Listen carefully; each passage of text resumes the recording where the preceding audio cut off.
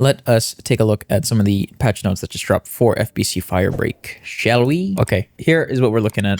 We have, which one are we looking at? So just to recap what we are expecting from Remedy, the ones that the patch notes that we can expect today, specifically, I think, is speeding up progression and gear unlocks, because that was an issue. Not a lot of people had level 3 perks, which I think the statistic that Remedy dropped was that like less than 5% of the player base, which if they have like 1 million people or like 1 million players worldwide playing, it's not a lot. It's not a lot of people with level 3 perks. So in any case, this is the patch that we're looking at, patch 1.3. This patch includes numerous bug fixes as well as quality of life updates, as well as changes to the perks economy. They are targeting another patch, specifically 1.4 for the 3rd week of July, so we can expect, I don't know, we're expecting a lot of rolling updates for the coming months, and I'm here for it because that's good. It's always good. We've added the Surviving the Workplace series introductory video to the game explaining the Firebreaker's mission. That's good. I think there was like an extreme deficit in like what the player was doing, and like they just get dropped into the game, so this is cool. It kind of puts into perspective the player's role in the Control universe in FBC Firebreak anyway. They have added new unlockable items in the requisitions and perks menus. I did not know that, and they are now visually highlighted. Good.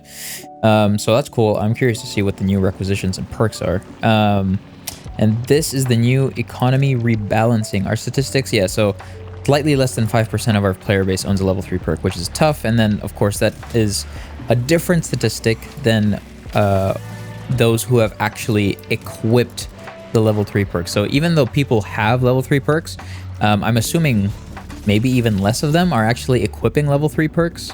So they're trying to change that, because obviously, like, if you spend a lot of your points, and the points are a representation of your time in the game, if you spend a lot of your points into level 3 perks and you're just not equipping them, it's a waste of time. It's a waste of the player's time. It's a waste of the player's progression. I read this before on a previous stream, but just to sort of summarize again what they're going, or like what's happening here, is that they're trying to make it easier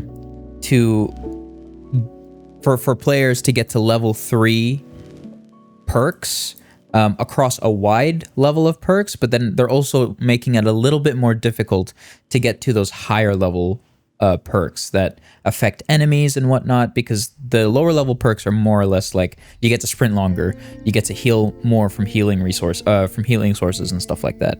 This is what they're kind of doing. What's changing soon: some perk sets will become cheaper across all levels, while others will go up in cost. The overall time to unlock everything will remain about the same.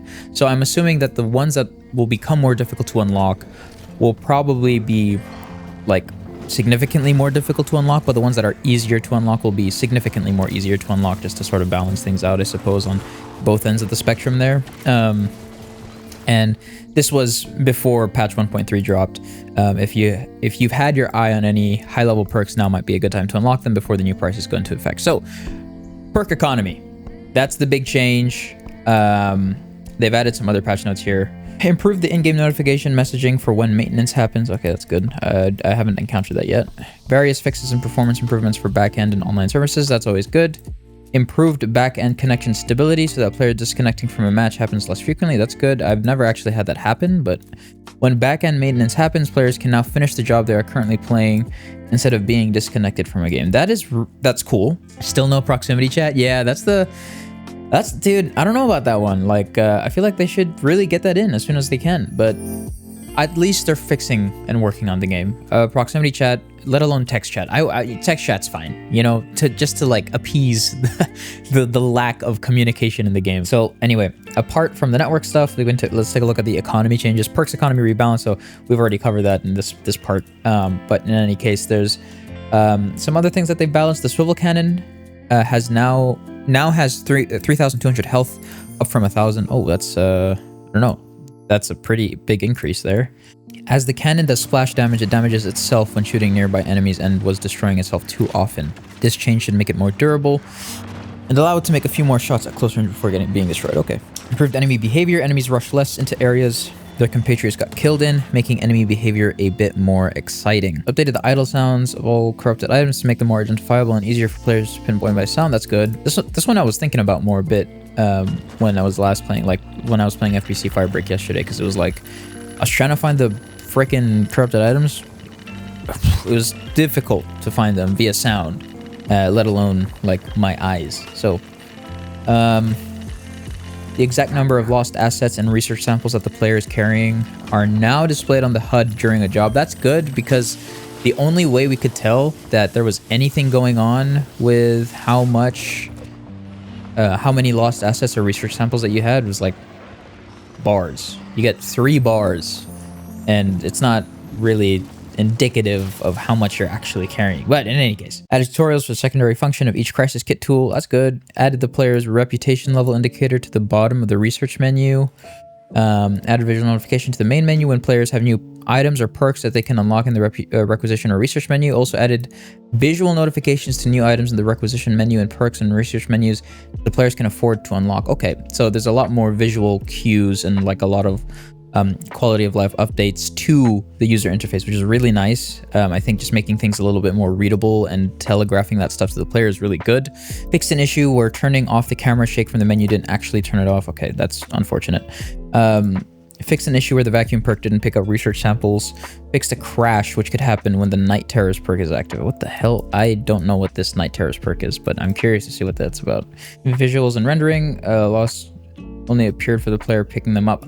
This was a weird one, because I would find visual highlights for the lost assets and research samples, but they were just there, and I couldn't like pick anything up. They were just there. So it's cool that that's been fixed.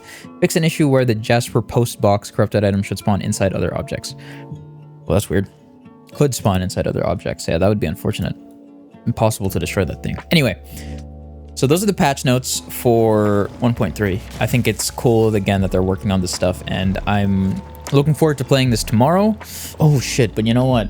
I don't know, I'm thinking of just getting one cheeky game of FBC Firebreak in. Okay, let's do one cheeky game of FBC Firebreak.